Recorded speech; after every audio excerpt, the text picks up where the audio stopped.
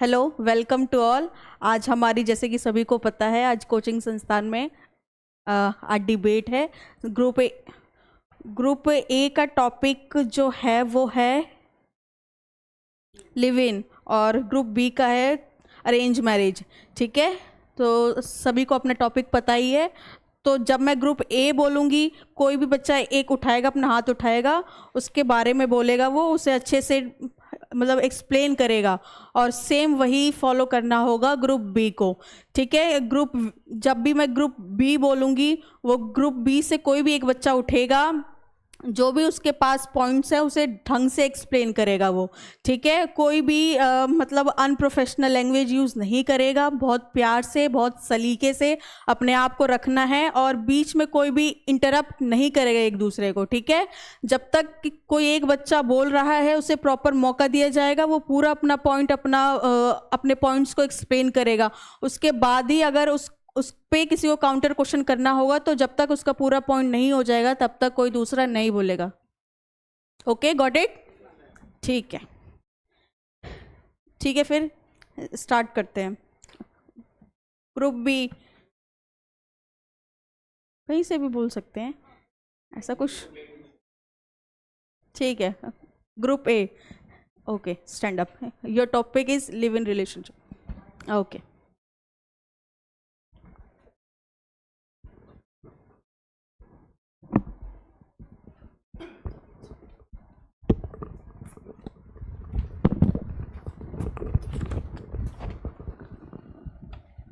Hello. So, first of all, very healthy evening, respected teachers, my dear friends, my opponents. Today, we are here for having a very fruitful debate on the very beautiful topic, that is live-in relationship versus arranged marriage. I, Aniket Gaurav, from Team A, on the behalf of my team, would like to initiate the topic, that is live-in relationship. So, firstly, I would like to talk about the definition of live-in relationship. A live-in relationship is a domestic arrangement where two consenting adults cohabits without legal marriage. It signifies individual autonomy, changes social norms, and the evolving nature of relationship in modern India. Now, I would like to talk about why live-in relationship is important. So, my dear friends, we are born by chance, but we live by choice, and that is something so fundamental that Indian judiciary recognizes it under the most concrete armor of rights, that is Article 21, right to life and personal liberty, as enshrined as the fundamental right under Part 3rd of the Indian Constitution. Moreover, modernity thrives on the very principle of freedom, where freedom stands as the freedom of choice and decision, binded by the thread of liberty, individuality, and the joy of being ourselves. And my dear friend, live-in relationship stands tall on this pedestal. Third, it offers compatibility and good for future, as it reduces the dowry related problems, which is very much prevalent in arranged marriage. As related to this, there is a very famous sloka described in the Manu Smriti chapter 3rd, slok number 31, and the slok is Ashuraschav Gandharvo Rakshasya Pramatyate Paishach Pascharesteshu Dharmam Nahur Manishina. It simply means that when a marriage happens not out of the mutual respect, affection, or dharma, but out of the material transactions, it is demonic or asuric in nature. You can also take it as the marriage of demons result when money is taken in exchange of the bride.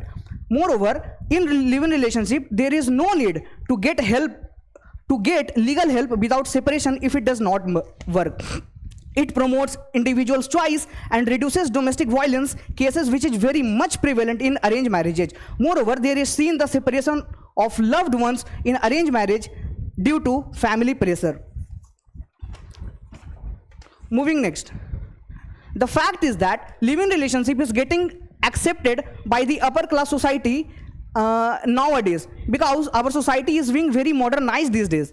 It provides better understanding of challenges after marriages, even before marriage, as the couple had spent much valuable time with each other. They mutually know each other's feelings, emotions, and even before saying anything, they got to know about it.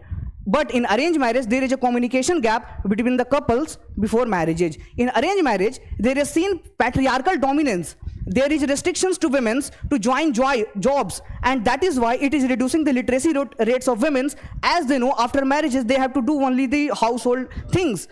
They have to only become the housewife. So why should they be educated?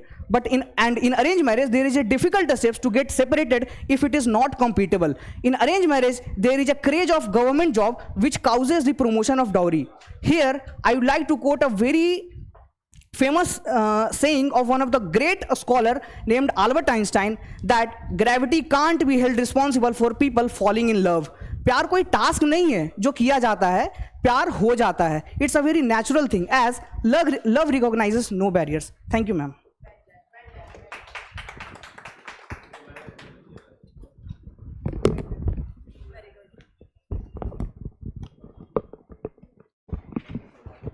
Okay, now it's turn to Group B. Group B. Yes, I said. And the topic is arranged marriage.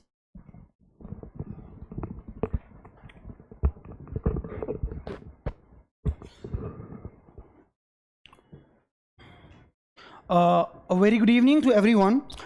मेरा नाम मोहित कुमार है और मैं अनिकेत के कुछ point से सहमत नहीं हूं. जैसा कि उसने कहा कि उसने मनुस्मृति का एक बहुत अच्छा एग्जाम्पल दिया कि जहां पे उसने शादी को जब मर्जी के खिलाफ ना हो, मर्जी के खिलाफ हो तो उसे अशुरित बताया गया है. तो चलिए इसका जो एग्जाम्पल है मैं एक तरीके से देना चाहूँगा, जो कि डीएम शाह की एक रिपोर्ट आती है.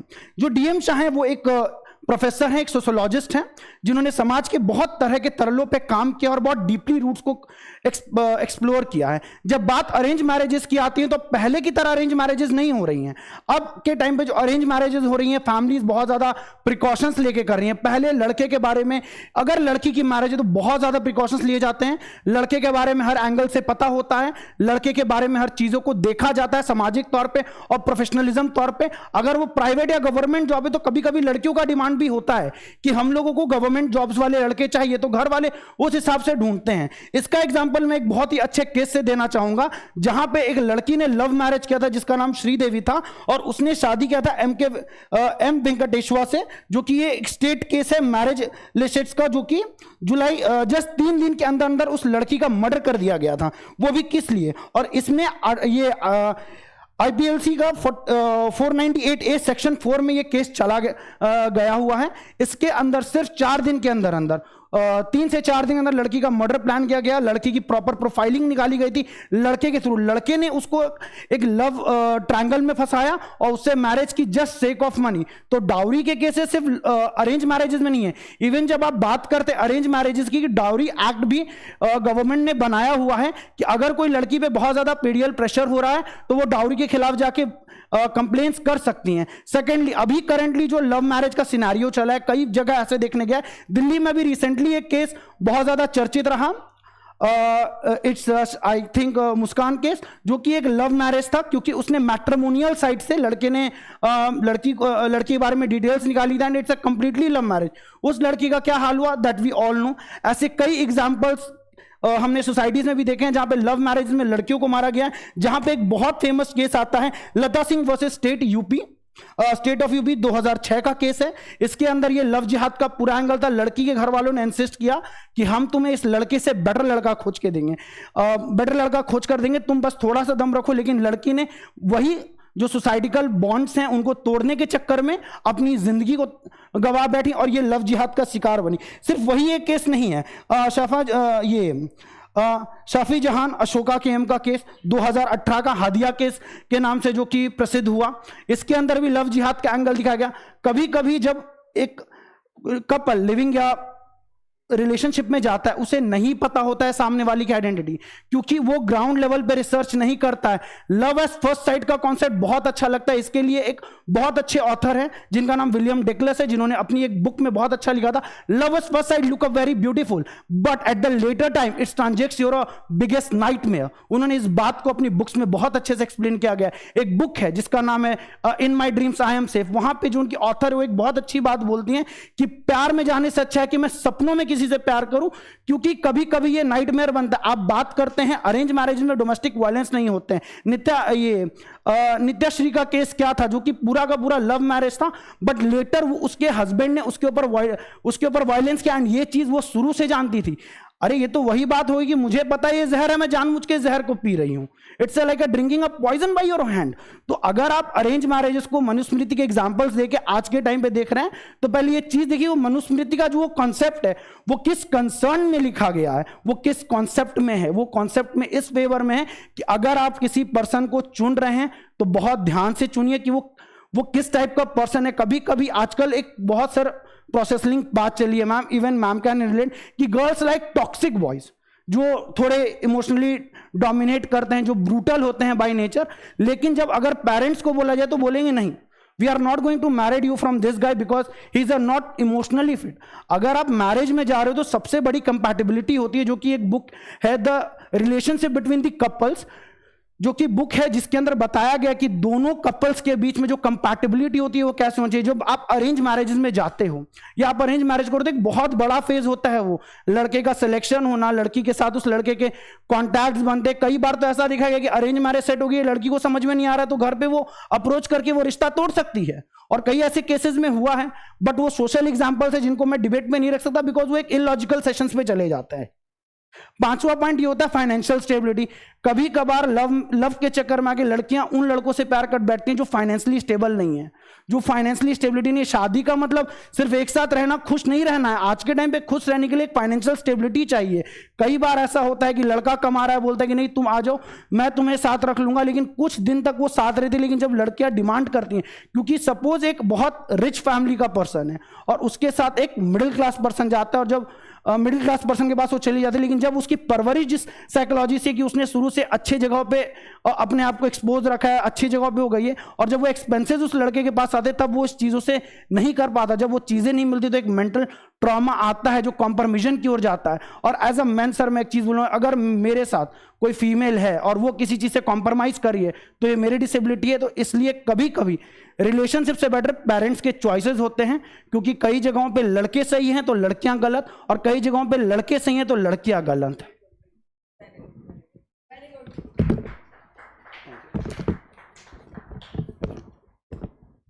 ठीक है, आपका नाम क्या था? ठीक है, मोहित के पॉइंट्स हमने सुने। ग्रुप ए, अब group okay, now it's your turn to oppose.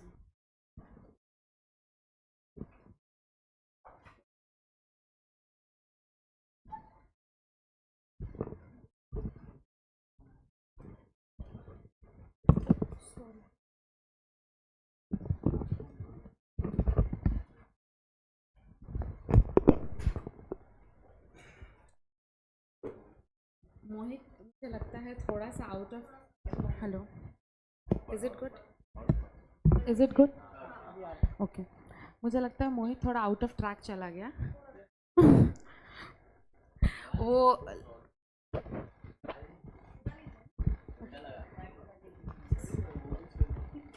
ऐसे ही मैम ज़्यादा बेटर है actually. Okay ma'am, thank you.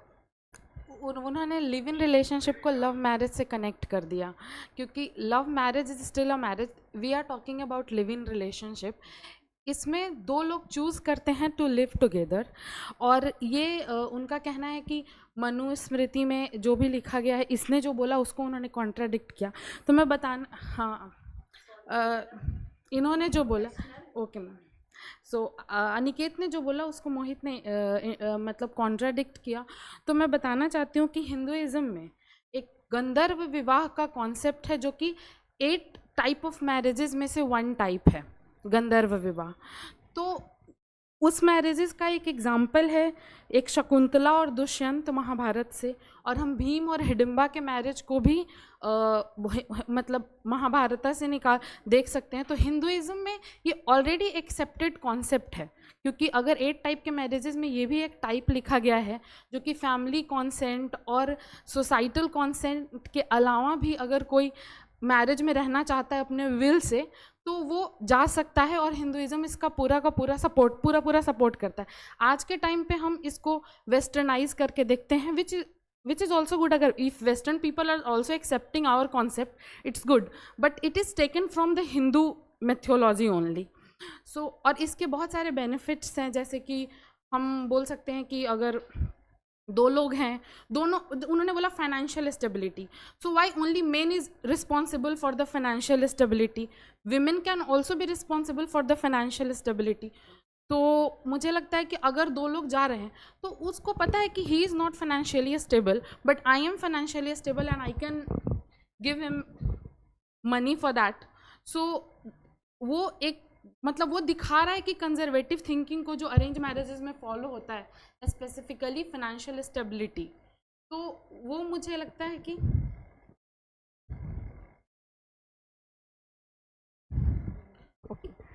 तो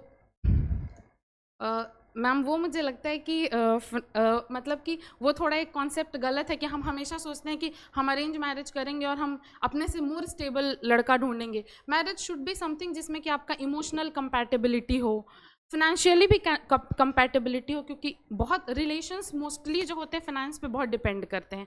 बट अगर कोई चूज़ करता है इमोशनल रहना अदर देन फिनेंशियल, तो वो भी उसकी चॉइस हो सकती है and we as a human are free for it. That is all now. Thank you. मैं देख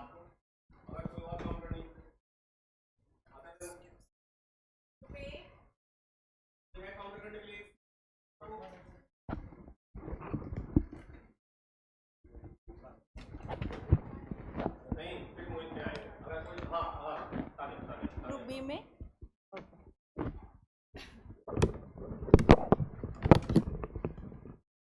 hello everyone.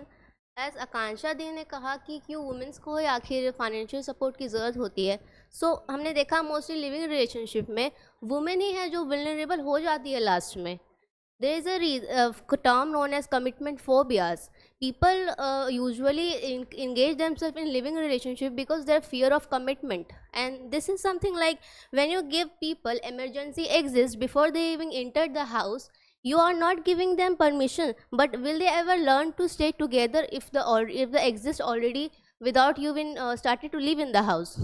So this is something, it's based on let's try and see, but not let's build together. So another thing is the living relationship increase the chances of single mothers, which is a extreme problem in nowadays, because of people think that one night commitments and the modern things we all know are very well known, and these always keep women vulnerable. अगर इसमें है तो कितना ही हद तक financial क्या बोलते हैं लॉ से आपको फ्रीडम मिलती है in living in arrange marriage, कि अगर वुमेन के साथ कुछ अगेंस्ट भी हो रहा है तो court, the government, your family, everybody supports you. But in this case women are left vulnerable और आपको ज़्यादा सपोर्ट नहीं मिल सकता, बिकॉज ये ऐसी चॉइस है जो आपने खुद की है और आपके पास किसी तरह की कस्टडी भी नहीं होती है. The childrens born in living relationship always comes under the grey area.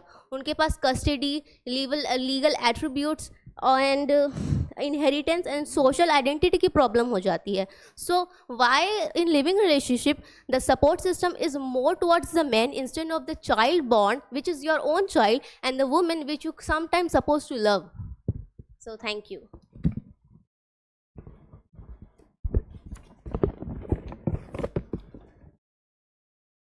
Very good, appreciate करो भाई. अच्छा, ग्रुप ए से पहले अपने आप को इंट्रोड्यूस करना है. Good evening, everyone. Today my topic is regarding support for live-in relationship. So, as Tanya said, that in living relationships, she said that woman basically is being the suffered group, mainly left out group or suffered group. But I would like to oppose in this point, saying that in woman in live-in relationship also is entitled for maintenance in cases if she wins a legal right. Similarly, if a child is born from a living relationship, she is also availed with inheritance right, particularly considering the akin to marriage. Then again with property rights. During a living relationship, if the couple breaks up, similarly the principle of matrimonial property of division in marriage also prevails in living relationship. So I would also support my debate regarding the positive aspects of living relationship, which comes to again enhance compatibility, like opposing to arranged marriages, when sometimes family forces two couples to come together and spend life for the whole life all together, despite if there are problems with couples to be taken, like in males, if they are having psychological problems or violence in case of domestic violence. So it is seen that girls or women are mainly not opposing or are suppressed by the family itself, but in living relationship they can be, it is more better, improve communication, personal growth, financial advantages prevails in this, as both the couples can work for a financial goal achievement. And it also is mainly against patriarchal mindset. It also provides a sense of freedom and flexibility, allowing couples to understand each other more better in comparison to arranged marriages if there are problems. So I would like to conclude here. Thank you.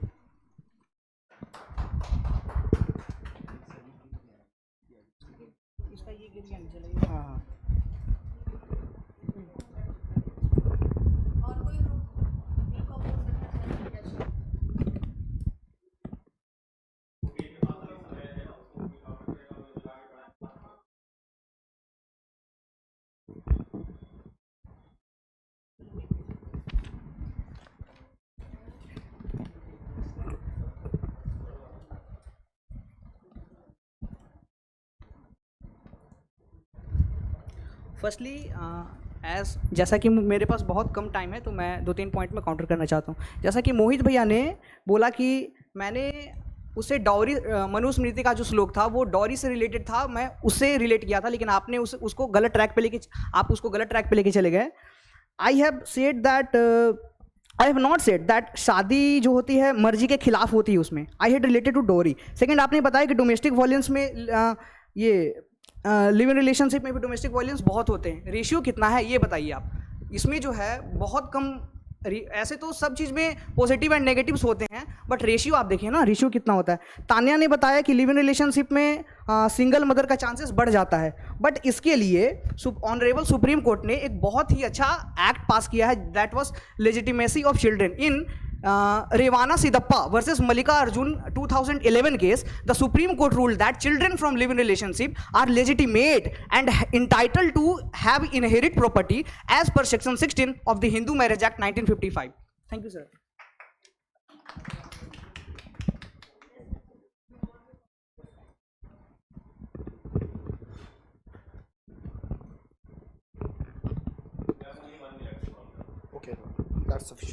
Okay, सो अनिकेत से कि ratio क्या है, तो ratio पे मैं बात करूं तो नीति आयोग की रिपोर्ट है 2014 की, जहां पे उन्होंने बोला गया है कि पिछले कई सालों में लिविंग रिलेशनशिप्स में करीबन 10 में से 7 से 8 वुमेन्स के ऊपर डोमेस्टिक वायलेंस हुआ है। कई बार ऐसे केसेस देखे गए, स्पेशली कि दिल्ली जो कि इंडिया की one of the prominent states है, बैंगलोर जो कि इंडिया का आईटी हब है, which is consider as the hub of the living relationship also. एक दिन में बैंगलोर के अंदर पर डे करीबन 5 से 6 ऐसे केसेस आते हैं जहां पे लिविंग रिलेशनशिप में डोमेस्टिक वायलेंस हो रहा है। अब आप इसको इस एंगल पे मत लेके चली जाएगी, लड़का सही हो सकता है, लड़की गलत हो सकती है, केसेस आ रहे हैं।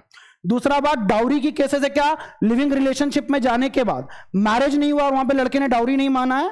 यहां पे दिवंशु स्वामी और ये इंदिरा शर्मा का केस है एक वीके शर्मा के खिलाफ 2013 का, जहां पे डाउरी का सिंपल एग्जांपल दिया गया था। उसने 5 साल का रिलेशनशिप रखा जहां पे उसने लड़की से कोई डिमांड नहीं की, बट आफ्टर शादी उसने कार्स, कैश एंड मनी और कई चीजों का डिमांड किया था।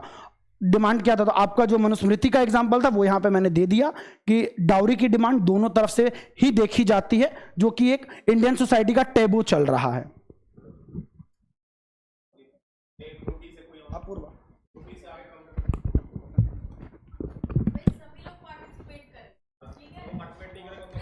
हेलो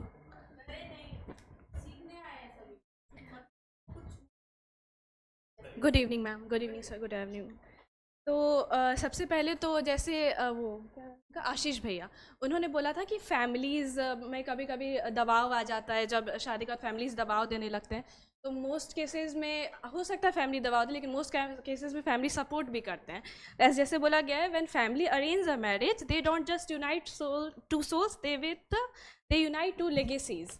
तो और जैसे हिस्ट्री का एग्जांपल दिया था कि लव मैरिजेज़ में हिस्ट्री, तो जैसे अगर हम लोग रानी लक्ष्मीबाई का देखें और फिर राम सीता जो इनको हम लोग अपना डिवाइन ये मानते हैं उनका देखें, तो सबका अरेंज मैरिज ही था आई थिंक, एंड बहुत लॉन्ग टर्म कमिटमेंट्स तक था।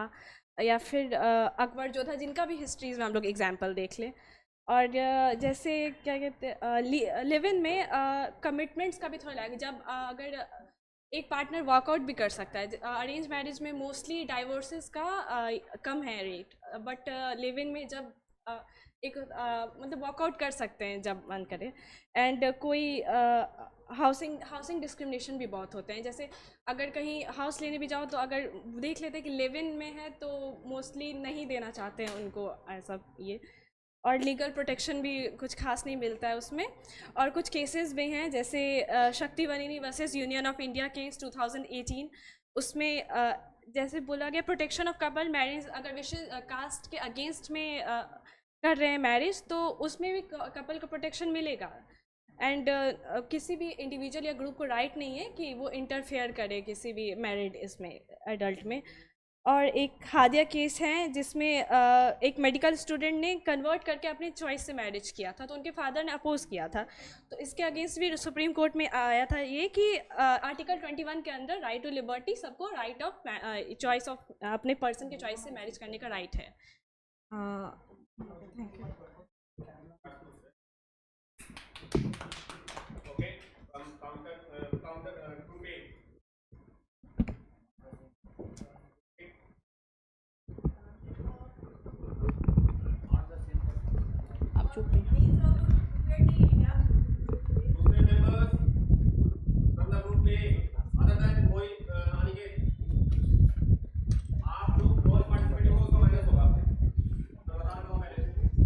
इस राउंड में सर मैं इस राउंड में कर दे रहा हूँ, उसके बाद करेंगे। जैसा कि मिस अपूर्वा ने बोला कि डाइवोर्स रेट जो होते हैं अरेंज मैरिज में वो कम होते हैं। Yes, I agree that divorce rates in arrange marriage are generally lower than love marriages, but concern remains about the pressure on the women to stay in unhappy unions that is very prevalent in the patriarchal society of nowadays. Now, hello. Now I would like to talk about the major judgments of the judiciary that supported the live-in relationship. First one is judicial recognition. In S. Khushbu versus Kanaiyamal 2010 case, the Honorable Supreme Court upheld live-in relationship as legally permissible under Article 21, stating that the cohabitation between consenting adults is not illegal. Second, protection under Domestic Violence Act. In Indra Sharma versus V.V.K. Sharma 2013 case, the court ruled that women in marriage like live-in relationship are entitled to protection under the Domestic Violence Act 2005. Third, right to maintenance. In D. Veluvami versus Dr. Patai Chamal 2010 case, the Supreme Court held that dependent women in live-in relationship can claim maintenance under the section 125 of CRPC if the relationship resembles marriage. Fourth, women empowerment. Legal safeguards ensures economic security, maintenance rights, and domestic violence protection, strengthening the gender justice and social security. Now I'd like to talk about the very good things of live-in relationship. That is, it prevent fraud and abandonment. Legal recognition acts as a safeguard against the false promises of marriage and sudden abandonment, ensuring the protection of vulnerable individuals. It also ensures the financial security, as legal recognition can help establish shared financial responsibilities and prevent economic exploitation, particularly for women. It also helps in legal protection for women and children, as it recognizes and ensures the maintenance right for women and inheritance right for children, promoting gender justice and social security. Moving further, in arranged marriages, there is seen about 99% in cases marriage with same caste, horoscopic match, etc, etc, etc. It is a very time consuming process. In that very process, many people remain single as the matching is not done perfectly. But in living relationship proceeded to love marriage, ये सब का चक्कर ही नहीं है. And in I believe that जोड़ियां arrange marriage से नहीं बनती, जोड़ियां ऊपर से बन के आती हैं. चाहे शादी अरेंज मैरिज हो या लव मैरिज हो, ग्रह नक्षत्र मिल ही जाते हैं, जोड़ियां मिल ही जाती हैं, कुंडलियां बन ही जाती हैं.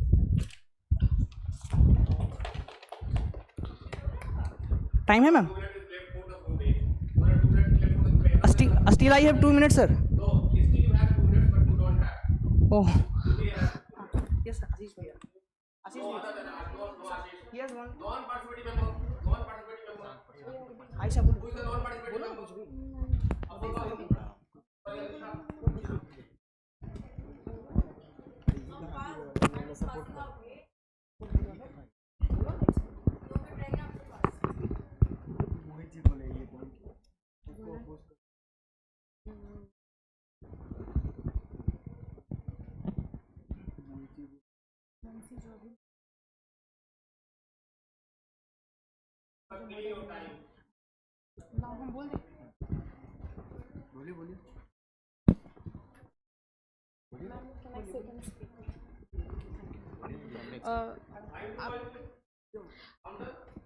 Yes, yes, sir. I'm already partner. Yes, sir. I'm asking about the non-participating. अभी मर्डर केस हुआ था जो अभी मारी थी सोनम, वो वाला केस अरेंज मैरिज कहीं पर रिजल्ट हुई है. बोलो. ये अरेंज मैरिज था और वो अपोज कर रही थी.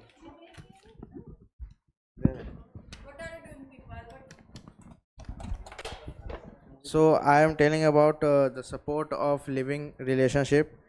लिविंग रिलेशनशिप एक म्यूचुअल कमिटमेंट होता है जिसमें दोनों के कंसर्न से ये होता है, जिसमें कि फाइनेंशियल स्टेबिलिटी और म्यूचुअल अंडरस्टैंडिंग का एक सेंस रहता है. और ये सुप्रीम कोर्ट ने इसे लीगली बहुत प्रोटेक्ट और सेफ गार्ड्स दिए हैं, जिससे वो जैसे अनिकेत ने बताया लेजिटिमेट एक्ट और हिंदू मैरिज एक्ट 1950, और ये सुप्रीम कोर्ट के द्वारा ये मान्य है कि जो लीगल मैरिज मतलब लिविंग रिलेशनशिप है उसमें मेंटेनेंस और फर्दर डोमेस्टिक वायलेंस के लिए भी एक्ट्स लाए गए हैं, जिसमें से कि एक केस था सोनम रघुवंशी मेघालय वाला केस, जिसमें कहा गया था कि she warned her mother before marriage.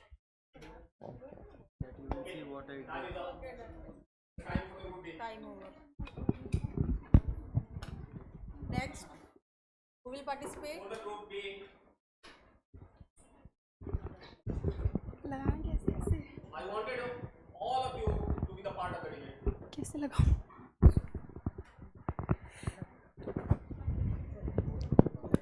Good evening everyone. सो जैसे कि उनका नाम क्या था? Okay, good evening everyone.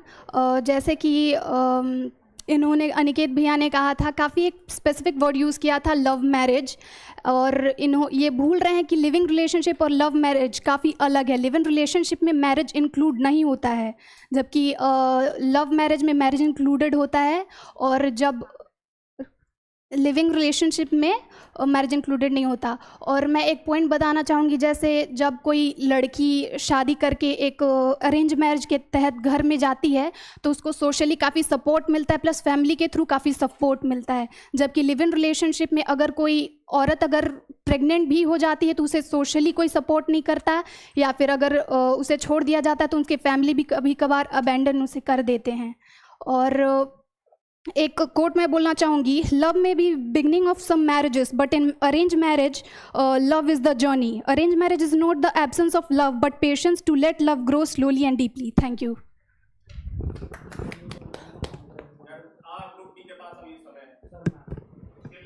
नहीं, आप फिर से नहीं, वो जिन्होंने पार्टिसिपेट नहीं किया यूँ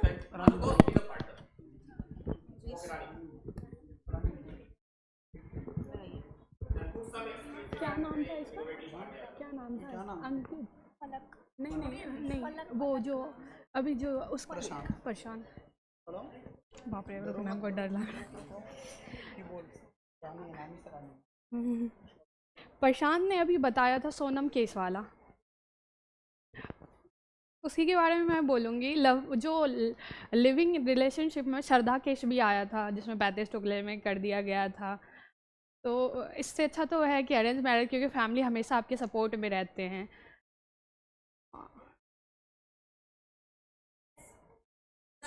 सोशल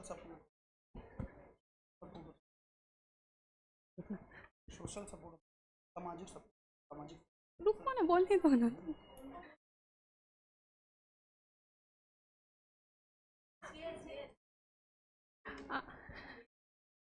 अरेंज मैरिज में हमेशा फैमिली सपोर्ट रहता है और लव मैरिज में हमेशा फैमिली अगेंस्ट रहते हैं. कभी भी कोई भी फैमिली उसको सपोर्ट नहीं करते हैं. और बहुत सारे केस होते हैं लव मैरिज, लिविंग रिलेशनशिप में बहुत सारे केस आते रहते हैं जो अभी फ़िलहाल बहुत बढ़ने लगे. जो 2022 से स्टार्ट हुआ था पहला केस श्रद्धा वाला, उसके बाद कंटिन्यू होते जा रहा है. बोलिए, देखिए, चलिए एक बार क्लैपिंग कीजिए मैम के लिए.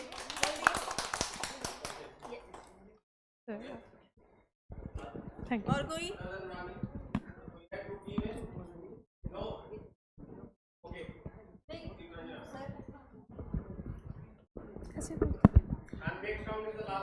Good evening everyone.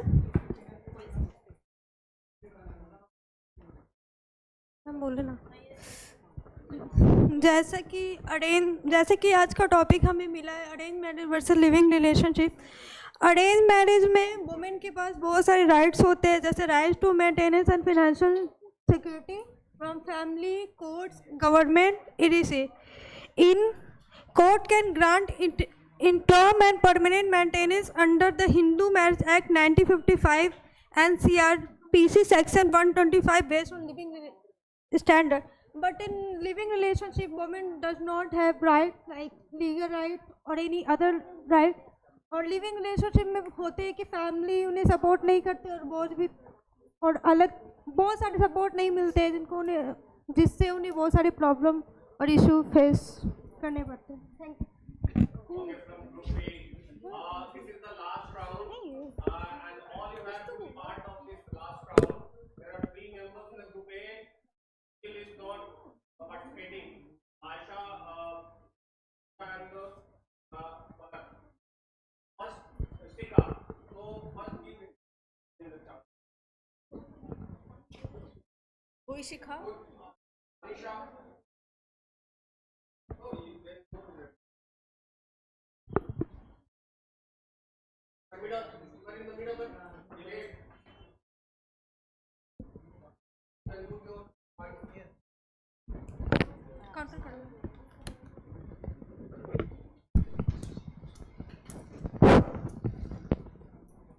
Good evening everyone.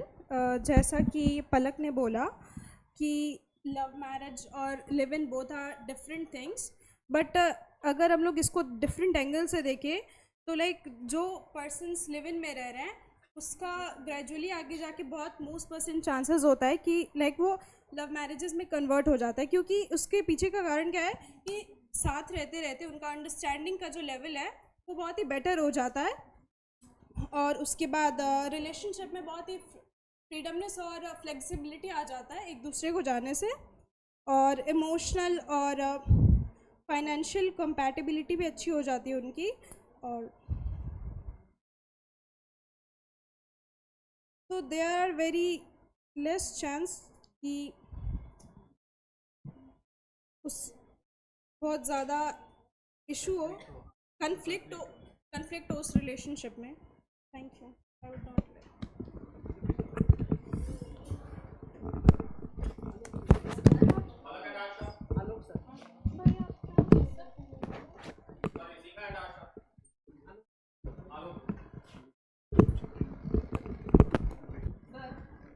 Conclusion individually हो या ग्रुप में?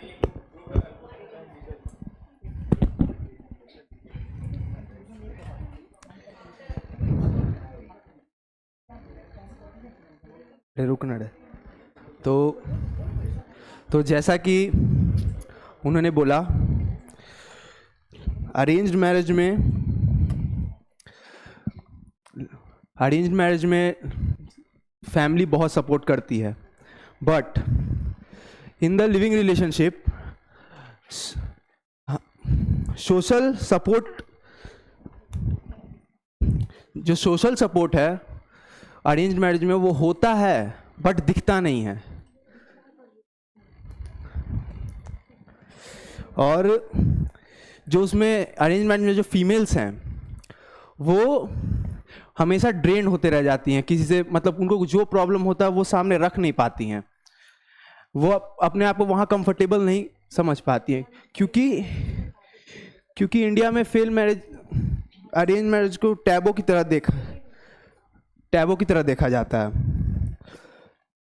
और लिविंग रिलेशनशिप में वही फीमेल्स हैं जो अपने आप को वहाँ रख पाती हैं कि मुझे ये प्रॉब्लम है, और वो बहुत ज़्यादा कंफर्टेबल हो जाती हैं वहाँ उस फैमिली के इन्वायरमेंट में,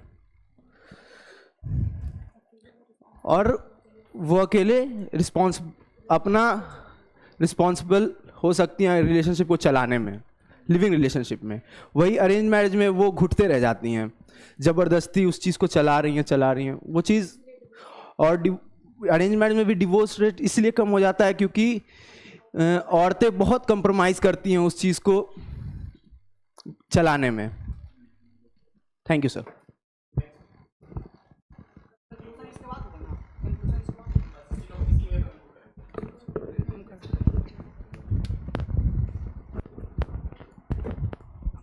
Conclusion.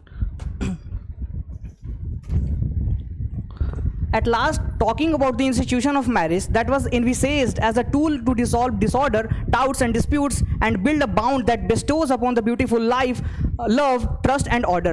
By seeing inherent issues nowadays associated with it, it needs to be tested with modern means, and my dear friends, living relationship provides for the same. I would like to talk about the definition of wife as established in the section 125 of the CRPC should be expanded to include women living together.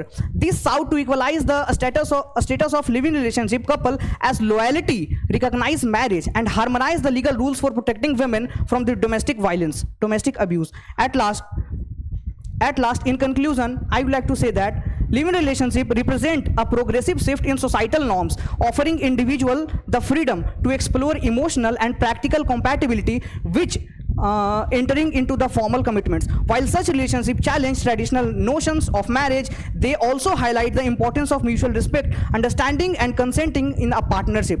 With legal recognition and social acceptance gradually improving, living relationships symbolize the evolution of personal freedom and changing values in modern society. At last, I would like to say a quotation that is, love is not about binding each other with rules, but something that grow together in freedom and understanding. One more is that the best relationship are the ones where you don't have to say I do. You have to only say I care. That's all from my side. Thank you very much.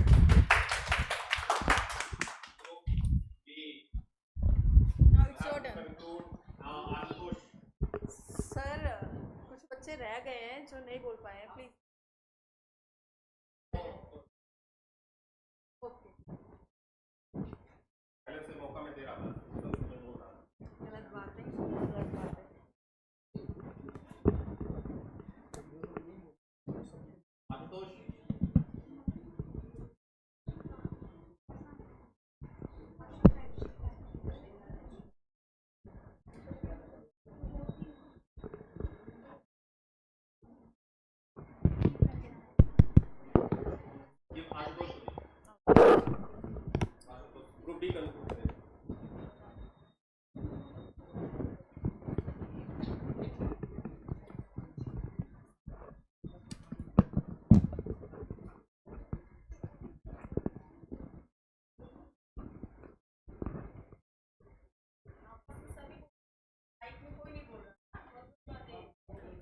Good evening, everyone.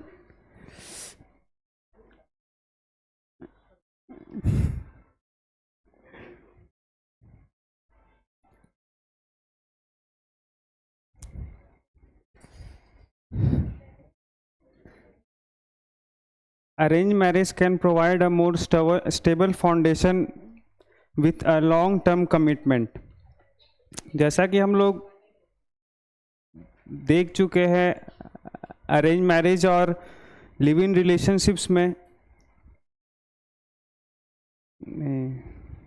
Live in में, love marriage में, दोनों में divorce rates बहुत ज़्यादा हैं.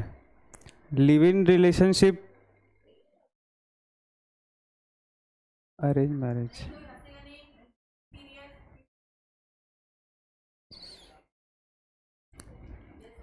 arranged marriage are more comfortable than live-in relationship.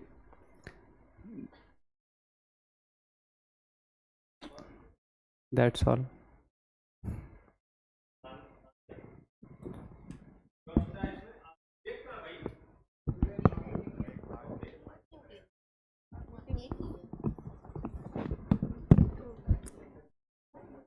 So, sir, I would like to conclude with the simple instance that if somebody love you enough, you both are is a responsible, independent adult with awareness of socio-economic and financial freedom. Why you are not choosing to stand with each other and show the society? Whereas, because I don't understand the concept of wanting the benefits of marriage while not wanting the responsibility and clearly balancing them. On the other hand, our opponents are mocking arranged marriage as outdated and more prone to violence and lack of choices. But I would like to say, calling arranged marriage as more prone to violence, I think let's not glorify the emotional outrages and call them freedom. That's all. Thank you so much.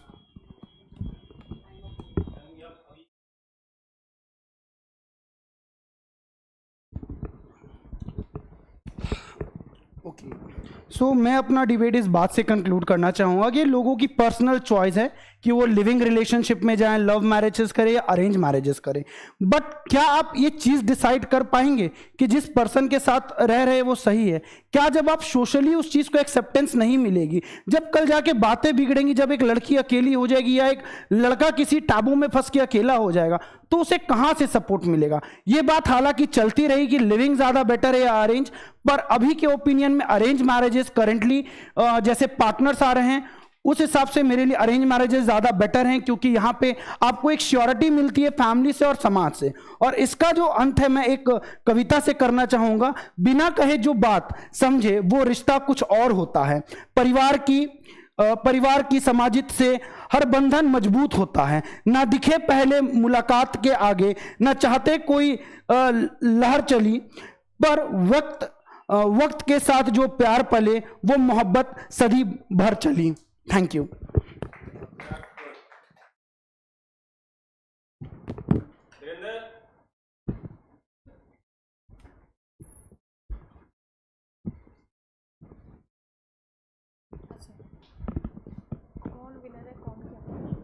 मतलब कौन winner?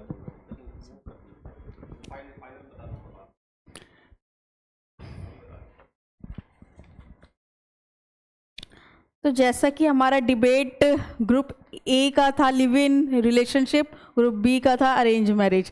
सभी ने participate किया, फिर भी कुछ बच्चे रह गए. कोई बात नहीं, नेक्स्ट टाइम फिर देखा जाएगा. लेकिन सभी के पॉइंट्स बहुत अच्छे थे. ग्रुप ए के भी पॉइंट्स बहुत अच्छे थे, उसमें अगेंस्ट के भी पॉइंट्स थे, ग्रुप बी के भी पॉइंट्स थे. Finally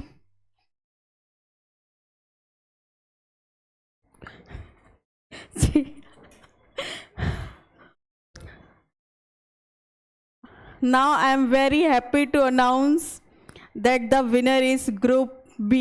Clapping.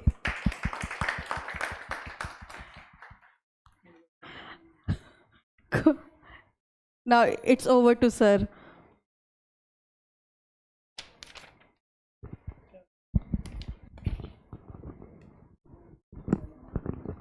It was very nice debate between Group A and Group B, and there was many innovative points given by the Group B, and many marks have been deducted due to the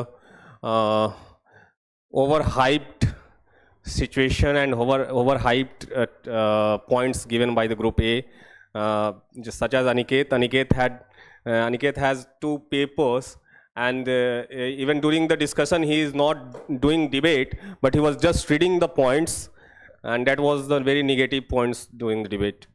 Okay, so you must have some innovative points. There was no innovative points, one or two, other than 1 or 2 points. Okay, so Group A had got 76 marks. The maximum marks has been obtained by the Aniket, and Group B got 82 marks, 82 points, in which Mohit had got 30 marks for his team, and Tanya, she got 25 points. Apurva, she had put some very unique and innovative points. She got 15 points. Rani 1 point, 1 mark, and Vivek nahi tha. Ashutosh 1 number, Deepranjana 2 marks. Palak got 8. She had given 2 very major points, so she got 8 marks. And in Group A, Anisha got 2 point, Akanksha got 15 point, Alok 2 point, Ashish 10 points, Prashant 2 points, and Aisha and Sikha was not the part of the debate, so there was negative. I've not given a negative point this time for not participating. So overall, this time Group B was winner, and very congratulations to Group B. Thank you so much.